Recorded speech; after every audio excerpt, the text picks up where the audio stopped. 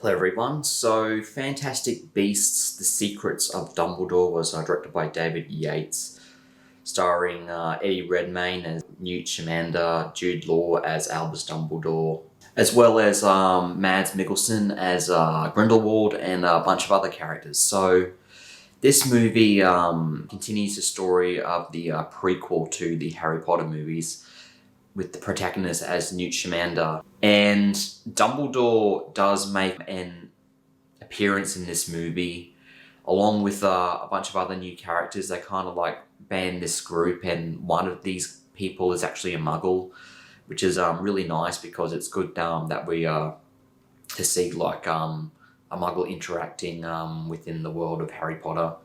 He's given like this fake wand, but it can still do magic. It wasn't really clear of how that thing worked, but he had it.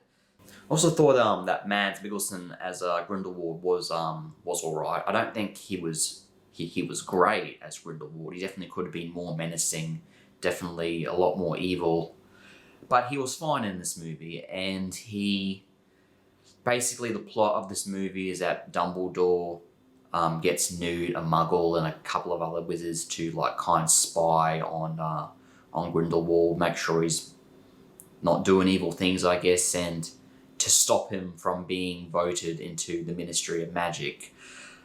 I won't spoil how the movie ends, but I will say that this movie does take a few pretty entertaining twists and turns along the way.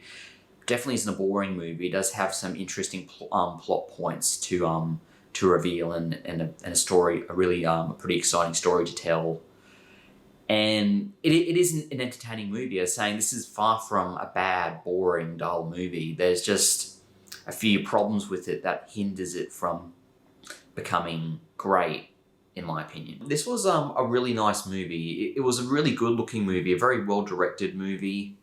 It definitely was very well done, very professionally shot. Visually, it was not the least bit incompetent at all. It was just a very well presented movie. However, the acting, on the other hand, I thought could have been done a little bit better. The problem I have with this movie with the acting is that it just didn't really feel like it was emotionally potent enough. It just felt pretty aloof, a little bit detached. A lot of the characters, I thought, weren't really emoting enough, weren't really telegraphing their emotions and really giving it their all. It kind of felt like a lot of the characters just felt like they were kind of just going through the motions, and I found it hard to root for any of them, especially Newt. But I'm not saying that the movie isn't entertaining, because it is. There are a number of jokes in this movie that do land pretty well. As you probably know, during the trailer, there's this long sequence where Newt is like walking like a crab to alongside all this army of tiny crabs, and it's funny. It is a funny scene, and you can tell that the people who worked on this film put a lot of time and effort into like the CGI and stuff just to make that joke work, and people were laughing when that scene was on screen. So I do think the joke was a success. I also liked the Chillings in the movie too. They were very cute and adorable and very mysterious as well. Definitely the most memorable creature of the entire movie. Let's talk about Dumbledore. I'm not sure that Jude Law was the best choice to play young Dumbledore, but he was good. So, but of course, even Jude Law, it didn't feel as along with the rest of the cast, as emotionally invested in the characters that they're playing compared to the Harry Potter movies. And I think that is this movie's greatness weakness, just maybe that the acting just kind of didn't have its edge that I was looking for. As I said, the movie's very, very visually nice and lovely. It's very exquisitely shot. It's very well directed. Also, it's a pretty entertaining movie. It definitely could have been better, but it was entertaining for what it was. The world building was great. People behind the Harry Potter movies really do know how to make a believable, living, breathing fantasy world. I do feel like that's one of the biggest appeals of the Harry Potter series.